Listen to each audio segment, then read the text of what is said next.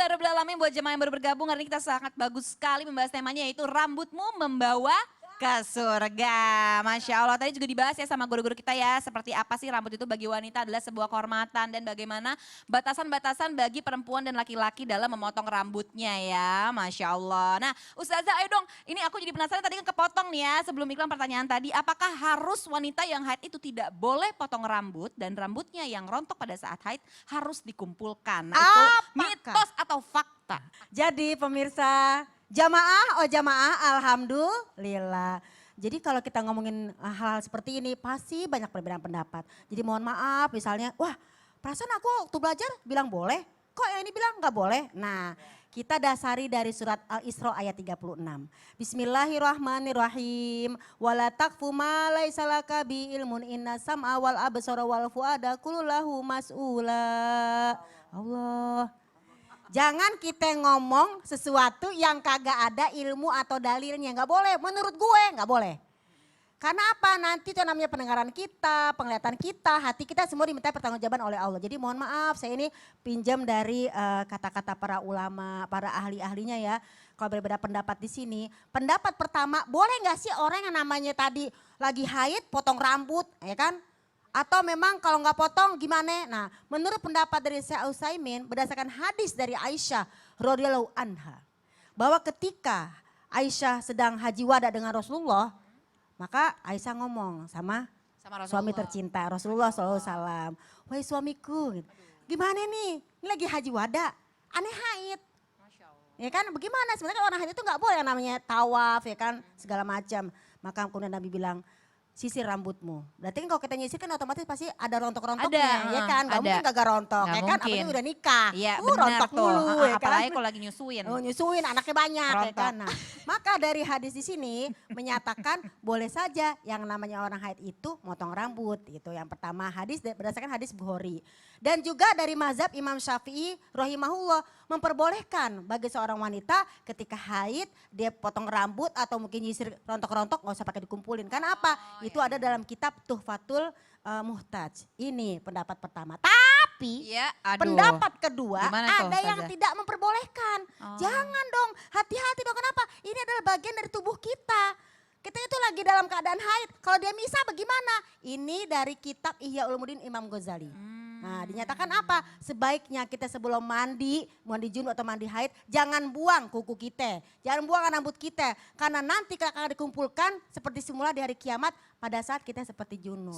Ini sebaiknya menurut Al-Imam Al-Ghazali dalam kitabnya Ihya Ulumuddin. Dan juga dalam kitab Fathul Muin juga seperti itu pemirsa. Jadi kalau emang kita hati-hati sebaiknya kalau nggak ngerepotin nih ya kita kumpulin dulu tuh rambut. Walaupun ternyata dia yang nggak sengaja ya udah nggak apa-apa, nggak usah dicari-cari ya. Jangan sampai kalau lagi mandi begini-begini, aduh gue nyari rambut ya kagak juga gitu ya.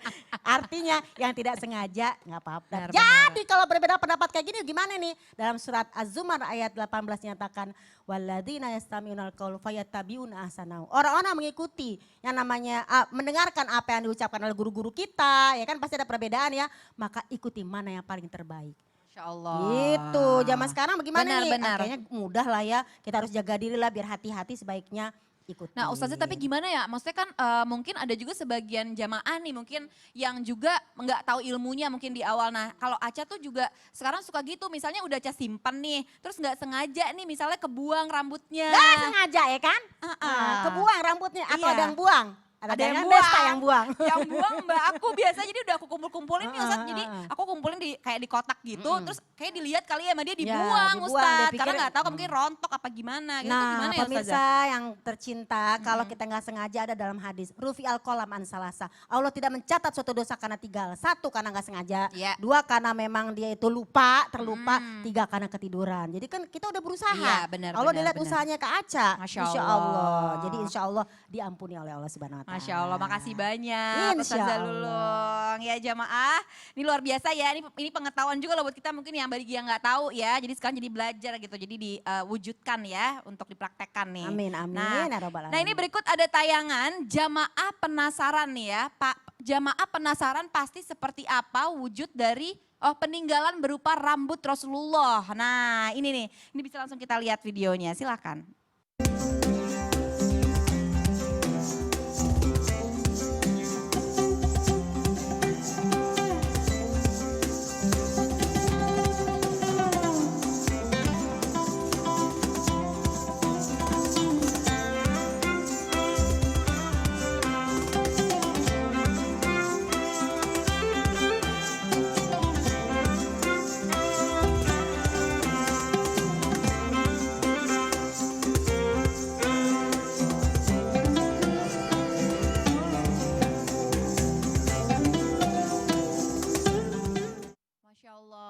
Ya, Ustaz Syam, ini sebenarnya seperti apa sih ya gambaran indahnya rambut Rasulullah Sallallahu Alaihi Wasallam dan bagaimana cara Nabi terdahulu mencukur rambutnya. Nah, seperti apa Ustadz? Oh, bismillahirrahmanirrahim. Rambut Rasulullah Sallallahu Alaihi Wasallam ini supaya kita lebih kenal lagi kalau kita bermimpi bagaimana kita yakin kalau ini Rasulullah gitu ya. Jadi kalau dalam riwayat disebutkan kalau kita lihat video tadi itu agak berwarna rambutnya. Agak berwarna. Nah, sedangkan dalam riwayat Bukhari Muslim itu rambut Rasulullah itu hitam. Jadi kalau ada rambut yang berwarna, peninggalan Rasulullah kemudian rambutnya berwarna, itu adalah mungkin saja sahabat yang mewarnai karena pada saat itu pengawetnya atau bahan untuk supaya awet itu adalah ada warnanya. Jadi membuat Rasulullah berwarna rambutnya. Tapi kalau dalam teks-teks hadis, riwayat-riwayat, rambut Rasulullah adalah berwarna hitam. Kemudian rambut Rasulullah tidak keriting, tidak pula terlalu lurus. Jadi rambut Rasulullah berombak atau bergelombang. Kata sahabat kalau Rasulullah menyisir rambutnya itu bagaikan ombak di pantai gitu. Masya Allah, tabarakallah. Kemudian Rasulullah Sallallahu Alaihi Wasallam riwayat dari Aisyah radhiyallahu taala anha wa ardhaha, Rasulullah tidak pernah yang namanya lupa menyiapkan 3 hal sebelum tidur. 1, memenuhi tempat wudhunya, bejana untuk wudhu. Yang kedua, Rasulullah tidak pernah meninggalkan menyiapkan siwaknya. Kemudian yang ketiga, Rasulullah SAW tidak pernah meninggalkan sisirnya. Jadi Rasulullah SAW bangun tidur langsung yang namanya bersiwak. Setelah bersiwak langsung berwudhu. Setelah berwudhu Rasulullah menyisir rambutnya. Dan Rasulullah tidak pernah meninggalkan yang namanya memberikan minyak kepada rambutnya. Kemudian kalau ditanyakan model atau style gaya rambut Rasulullah SAW, yang pertama disebut tadi oleh guru kita Ustazah Lulung, wafrah. Wafrah itu adalah sampai ke telinga beliau. Yang kedua adalah model rambutnya limmah. Limmah itu melewati telinga. Nah, dan yang terakhir adalah jummah. Jummah itu adalah sampai daripada bahu Rasulullah SAW. Kok ada perbedaan pendapat? Kok ada yang mengatakan sampai telinga doang, ada yang mengatakan melewati telinganya, ada yang mengatakan sampai kepada bahunya. Oh memang, karena Rasulullah juga rubah-rubah model rambut. Masya Allah. Karena Rasulullah juga rubah-rubah model rambut. Di awal-awal Rasulullah Sallallahu Alaihi Wasallam suka sekali yang namanya menyisir rambutnya ke belakang, ya kan? Klimis dan rambutnya disisir ke belakang. Ternyata para ahlul kitab itu yang namanya menyisir ke belakang juga. Maka Rasulullah SAW yang namanya belah kanan, ya belah kanan. Kemudian kadangkala Rasulullah belah kiri. Di akhir-akhir kehidupan Rasulullah SAW, Rasulullah SAW belah tengah. Setengahnya ke kanan, setengahnya ke kiri. Ditanya sama sahabat, ya Rasulullah, para itu kan model rambut para ahlul kitab. Kata Rasulullah, saya lebih senang mengikuti ahlul kitab dibandingkan saya harus mengikuti orang musyrik. Ya, jadi Rasulullah SAW selalu membedakan dirinya dengan yang namanya kaum musyrikin. Ya. Maka jamaah yang dimuliakan Allah Subhanahu Wa Taala, Rasulullah SAW itu, masya Allah, sangat indah sekali rambut beliau. Ya, Masya Allah ya. Maksudnya berarti sebenarnya dari zaman terdahulu juga udah ada ini maksudnya model-modelnya bukan Model zaman rambut. sekarang Model, aja gaya gitu rambut, kan. style rambut. Benar. Bahkan ada yang mengatakan juga dalam riwayat Rasulullah SAW pernah juga ada jambulnya gitu. Nah, iya luar biasa ya. Ustadz, tapi ini gimana nih kalau misalnya zaman Rasulullah itu gimana sih cara cukur rambutnya? Kalau cara cukur rambutnya seperti kita lah, dengan gunting, Sama ya? nggak mungkin pakai kapak lah. Ya sama lah seperti kita Ini dengan sama-sama aja sama ya saja. Yang adatnya penting juga. mengikuti syariat, yang kedua tidak mengikuti yang namanya kaum musyrikin, yang ketiga ya sesuai dengan kalau laki-laki tidak pernah Rasulullah di bawah bahunya, ya kan kalau perempuan tidak pernah yang namanya di atas bahunya. Ya, gitu. Masya Allah, luar biasa. Terima kasih banyak Ustadz Syam. Jadi Sama-sama. benar-benar ya jamaah, bukan hanya di zaman kita aja. Udah dari dulu Rasulullah tuh ngajarin kita ya, Masya Allah. Luar biasa ya kebersihan. Nah, ini sekarang sudah waktunya kita menghubungi jamaah ya yang mau curhat online, sudah tersambung. Ya, bismillahirrahmanirrahim. Assalamualaikum warahmatullahi wabarakatuh. Waalaikumsalam. Assalamualaikum warahmatullahi wabarakatuh.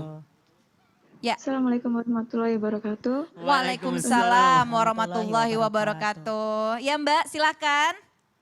Sebelumnya saya ucapkan terima kasih karena sudah diberikan kesempatan untuk menceritakan sedikit masalah saya. Ya. Jadi saya ini sudah beberapa kali kena KDRT oleh suami saya. Sampai yang terakhir itu mulut saya sampai berdarah.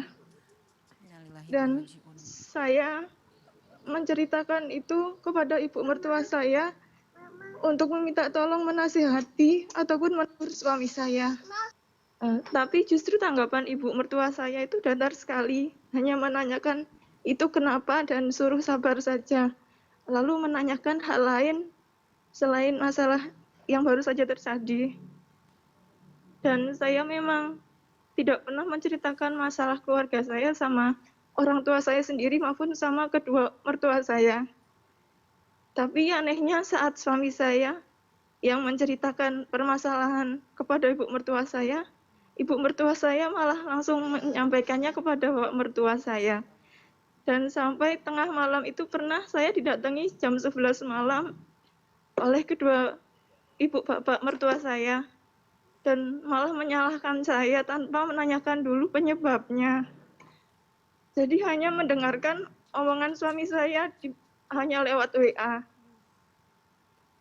Padahal saat masalah itu pun suami saya sempat ingin menceraikan saya dan mengusir saya dari rumah sama anak saya yang masih bayi waktu malam-malam. Saya rasa ibu mertua saya setiap kali suami saya yang salah tidak pernah disampaikan ke bapak mertua saya. Sedangkan kalau suami saya yang bercerita kepada ibu mertua saya, kalau dibilang salah gitu, ibu mertua saya langsung menyampaikannya kepada bapak mertua saya. Dan yang saya takutkan itu malah nantinya timbul tidak baik di antara saya, bapak mertua saya dan ibu mertua saya. Begitu Ustazah. Ya, terima kasih banyak ya Mbak. Aduh Ustazah Lulung, Aduh sedih saya. sedih, Astaga. kesel saya Deg-degan, dengarnya. heeh. Subhanallah, silakan Ustazah. Ya jadi Mbak, pertama ya tenangin dulu hati. Ya namanya juga rumah tangga itu pasti ada ujiannya. Kita nggak ada ujian dari mertua, nggak ujian dari suami, nggak ujian dari anak, ada aja mungkin dari ujian tetangga. Nah pertama kita sabar dulu. Alhamdulillah nih kita udah nanyanya di sini. Mudah-mudahan ya bisa menjadi pelajaran buat kita semua. Dan memang saya sebel juga sih, maaf nih. Si mertua ini mentang-mentang sayang banget sama anak jadi egois. Anak salah jadi malah kagak pernah disalahin. Memang sih sabar itu istilah bahasanya sabar itu diam, tapi nggak bisa lama-lama seperti ini. Karena apa? Memang di dalam Al-Quran nyatakan kita berumah tangga nggak berdua. Berumah tangga itu adalah dua keluarga. Maka Benar. dibilang dalam surat An-Nisa ayat 35, jika ada persengketaan di antara kalian berdua, maka panggillah hakam min ahli wa hakam min ahliha. Panggil keluarga dua-duanya, jangan ngomong sama mertua doang. Karena mertua pasti sayang sama anaknya. Begitu tuh, ketutup matanya. Astagfirullahaladzim, maaf ya jadi Astagfirullahaladzim, emosi. iya juga sih. Maaf ya pemirsa. Jadi yang pertama sabar dulu. Yang kedua, keegoisan yang namanya orang tua itu pasti ada sebabnya. Dia takut kehilangan anak laki-lakinya. Dan yang ketiga, sebagai seorang istri juga harus tegas. Tegas bukan berarti ngelawan. Tapi sabar pun bukan berarti diam. Tapi katakan, ya udah deh kalau emang ngomong sama mertua nggak bisa, main nggak bisa. Kalau gitu saya ingin ngomong sama orang tua saya. Kenapa? Kok kamu pengaduan? Bukan, rumah tangga adalah rumah tangga satu keluarga.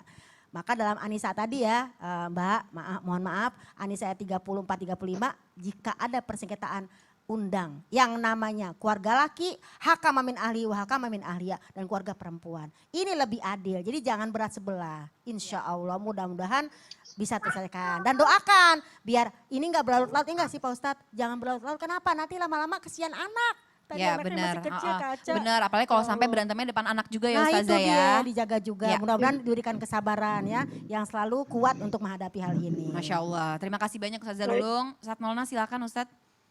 Sebelumnya saya salut sama Mbak. Mbak masih sama kami? Halo? Iya, Ya. Pak. Mohon Iya, Pak. izin, mohon maaf. Sebelumnya saya salut sama Mbak. Kenapa saya salutnya? Mbak pergi bertanya atau mengadukan pada tepatnya yakni mertua. Dan mudah-mudahan Mbak tidak mengadu kepada orang tua Mbak sendiri. Karena takutnya terjadi permasalahan yang luar biasa. Nah yang saya tekankan bahwa semua yang dengar persoalan ini, saya kemarin ada curhat, saya les speaker, anak saya dengar. Ada curhat, tapi anak saya dengar, dia kan pas ada di kamar saya terus dengar. Gak apa-apa, daripada belajar. Kasihan banget 30 tahun, kenapa Pak? Ya tapi abang enggak begitu ya sama mama ya.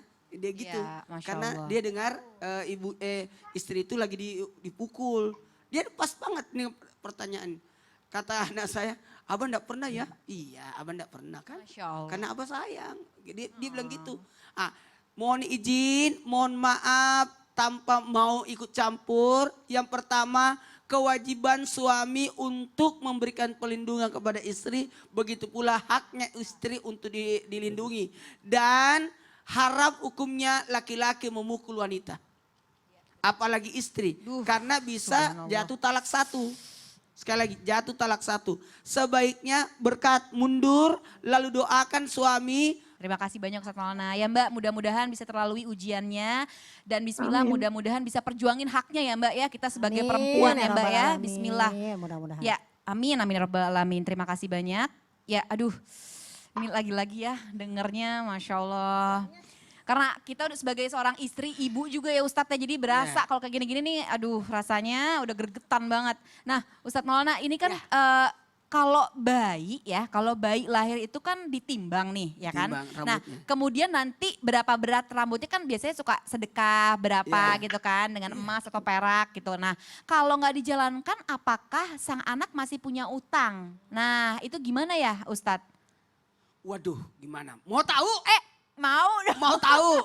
Apakah anak bayi kalau lahir dipotong rambutnya keseluruhan atau 3 lembar kayak orang tahalul? Mau tahu? Nah, itu bisa terjadi nggak? Ustadz? Bisa, kita akan bahas sesaat lagi. Nah ya udah deh berarti ditahan lagi nih ya. Lagi-lagi dibikin jamaah penasaran. Makanya jangan kemana-mana, tetap di Islam itu indah. Jamaah alhamdulillah.